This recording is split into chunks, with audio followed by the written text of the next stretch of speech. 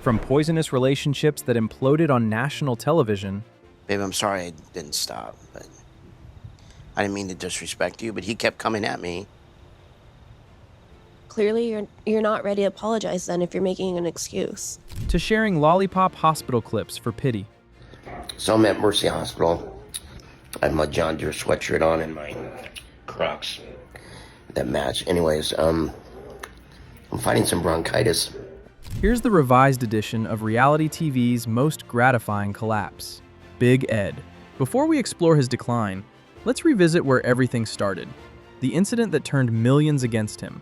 Big Ed emerged as one of the most discussed personalities on 90 Day Fiancé before the 90 days during season 4. His fame didn't come from romance or charm. He became notorious for being manipulative, untruthful, and profoundly disrespectful toward Rose Vega, the woman he professed to love. Oh my God.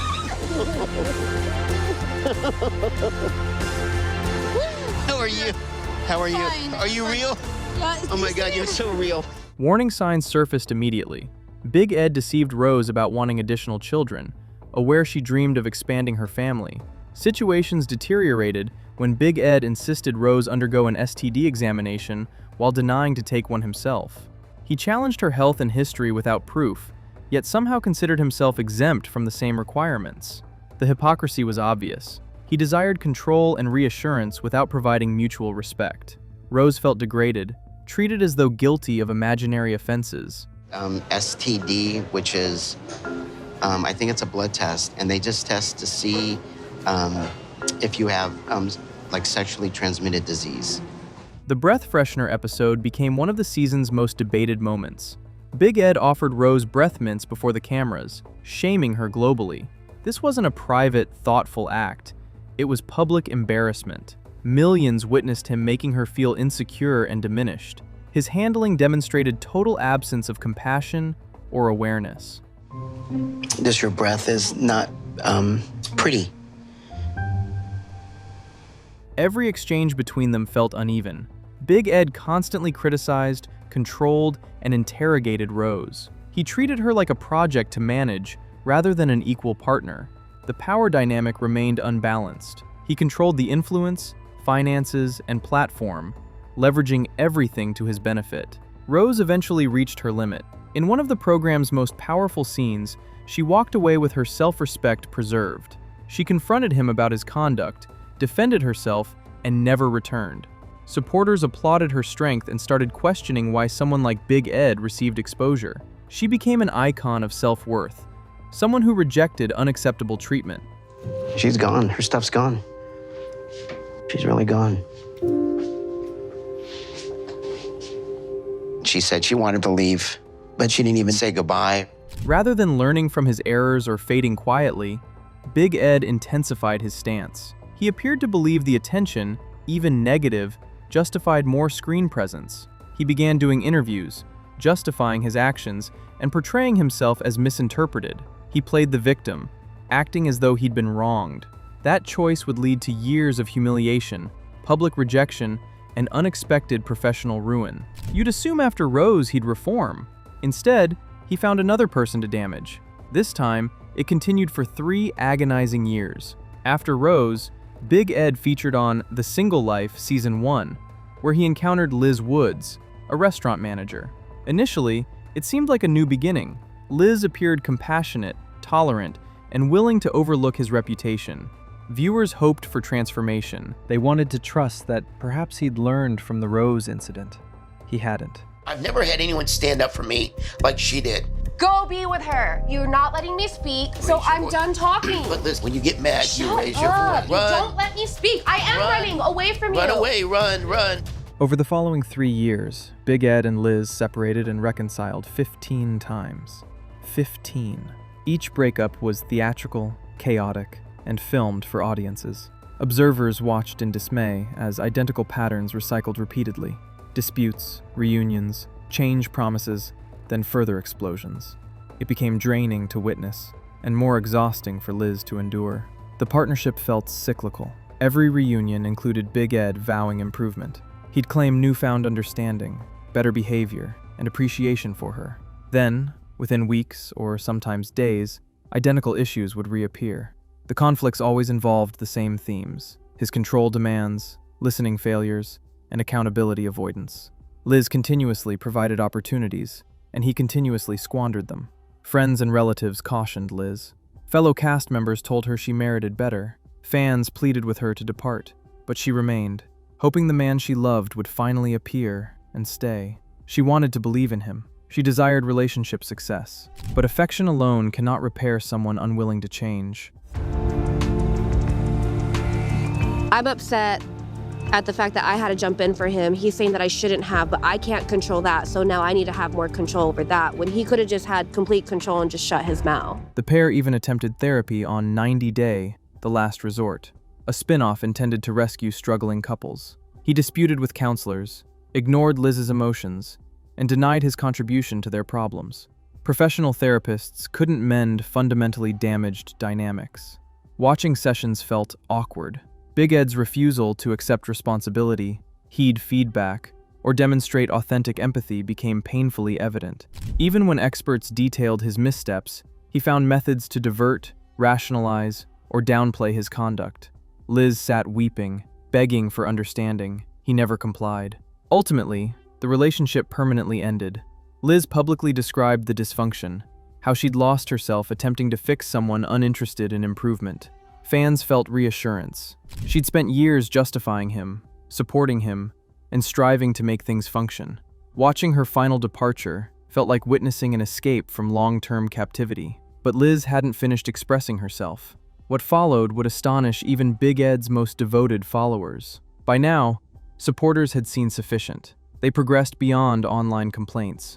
They were taking measurable action, and the statistics were startling. In 2020, during peak anti-Big Ed sentiment, a Change.org petition demanded TLC remove him from the franchise. The petition began modestly, targeting 5,000 signatures.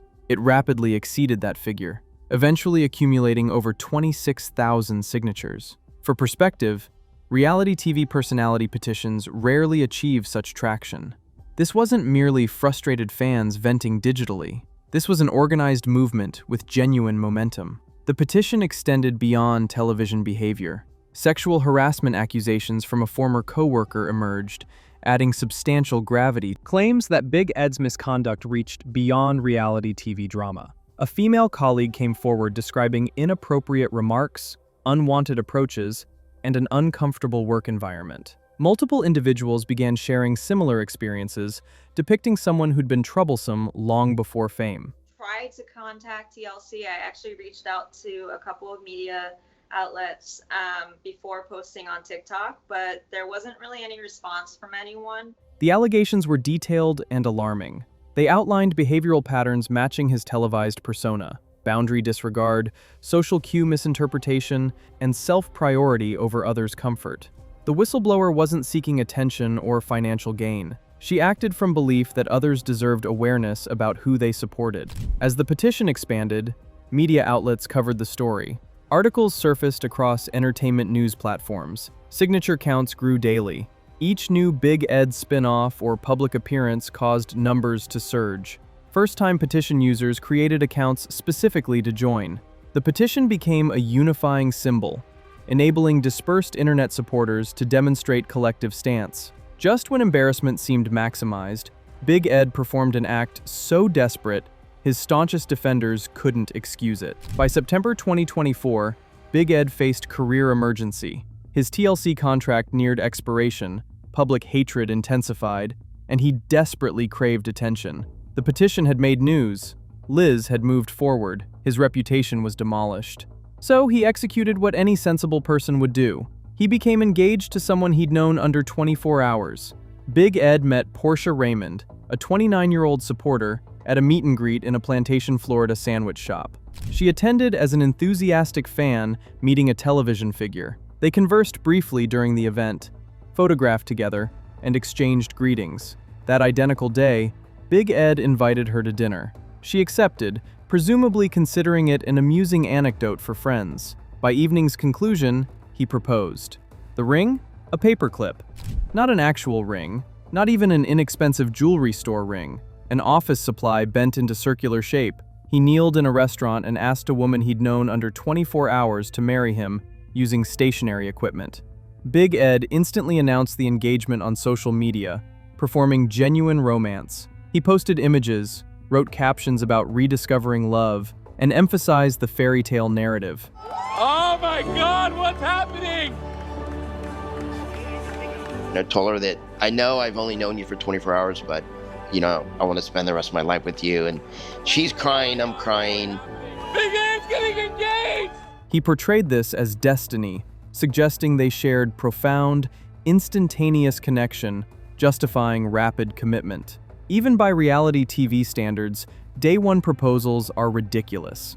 Fans felt shock, confusion, and deep suspicion. Nobody accepted this as authentic. His post comments turned savage. People called him desperate. They ridiculed the paperclip ring. They questioned Portia's judgment.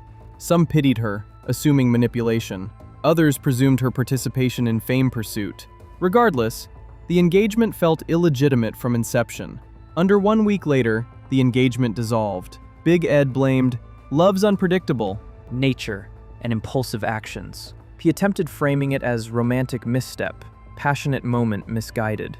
He posted about love's occasional speed and failure, depicting himself as hopeless romantic overcome by emotion. But Portia refused to endorse his narrative. She publicly revealed reality. Portia exposed the engagement as pure publicity stunt and denied genuine commitment to a stranger. She explained, Big Ed pitched the concept as promotional opportunity, not authentic relationship. He told her it would benefit both their profiles, generate attention, and they could explore possibilities afterward. The entire scenario was staged, prearranged, and executed for headlines. It was commercial transaction disguised as love story. Big Ed tried narrative control, claiming media targeted Portia, frightening her away. He positioned himself as victim, as usual. He stated, pressure overwhelmed her. Attention became unmanageable, causing collapse. He implied genuine connection destroyed by external forces, but nobody believed him. Damage remained completed.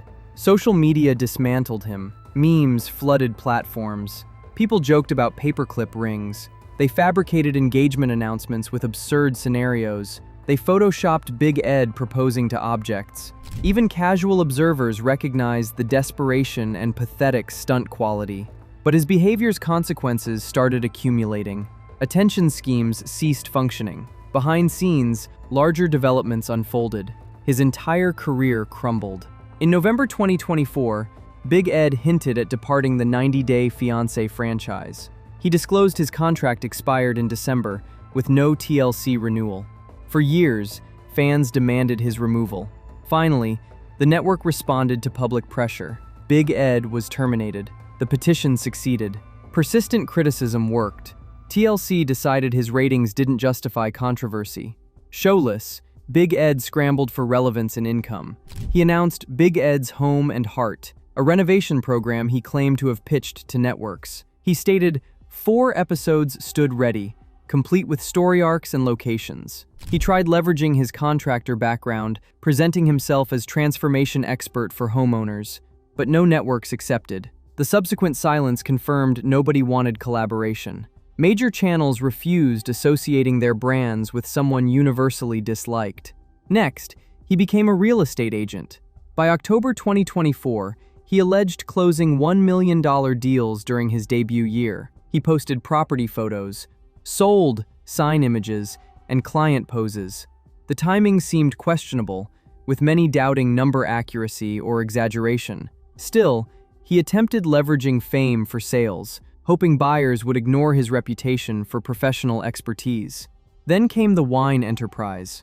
Big Ed announced purchasing an Argentine vineyard and launching Big Ed Malbec, his personal wine brand. He posted promotional Instagram content, posing with bottles, discussing grape quality, and encouraging fan support. He presented this as serious business transition, legitimate entry into wine industry. The response proved brutal. His wine announcement Instagram post received merely 623 likes, astonishingly low for someone with hundreds of thousands of followers. Comment sections flooded with mockery. Fans posted drink-spitting gifs. They joked about wine tasting like desperation. Top comments labeled him fraud. Nobody wanted purchases connected to him. The business venture died before launch. Every fame monetization attempt failed. His reputation became so toxic that even loyal followers rejected supporting his projects. He destroyed too many bridges, injured too many people, and humiliated himself too frequently. His name became brand, network, and consumer poison. The fame he desperately maintained had transformed into liability. The desperation became visible and painful to observe. Each failed endeavor increased his pathetic, disconnected appearance, demonstrating willingness to do anything for relevance. Most people would vanish after such failure, not Big Ed. Subsequent events prove he'll perform anything for spotlight attention, even from hospital. In January 2025, Big Ed hospitalized with bronchitis. Even from his sickbed, he couldn't cease filming himself. He posted exhausted videos, sucking lollipops, documenting sickness for social media. His voice turned raspy. He appeared genuinely ill, but instead of private recovery, he transformed health crisis into content. Comments showed zero sympathy. People tired of his constant attention demand, even during genuine sickness. So I'm at Mercy Hospital. I have my John Deere sweatshirt on and my Crocs that match. Anyways, I'm fighting some bronchitis.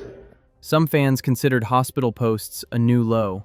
They saw someone so attention-addicted, he couldn't sickness privately. Others wondered about additional publicity stunts, sympathy generation methods, existence reminders. Regardless, it backfired. The posts didn't generate pity. They created discomfort, watching someone document their own deterioration. Then, unexpectedly, Big Ed announced franchise return for an April 2025 spin-off. Despite supposed contract expiration, despite the petition, despite everything, TLC reinstated him. Fans felt rage. They perceived network betrayal. After years of complaints, after 26,000 removal demand signatures, TLC decided hate-watching justified his presence. They knew viewers would tune in for criticism, and that apparently sufficed. Big Ed remains on television, but his external career lies shattered. His business attempts have failed. His personal life stays disastrous. His health deteriorates. His reputation stays permanently damaged. Each reconstruction effort surfaces another reminder of his removal justification. He cannot escape his history because he continuously repeats identical patterns. This isn't merely career obstacle. This is comprehensive unraveling, occurring gradually and publicly for universal observation. Big Ed's narrative serves as warning about toxic behavior consequences. From TLC regular to expired contract, from engaged to exposed fake proposal, every life aspect has collapsed. What's your opinion? Did Big Ed deserve this? Share your perspectives below and subscribe for additional reality TV analysis.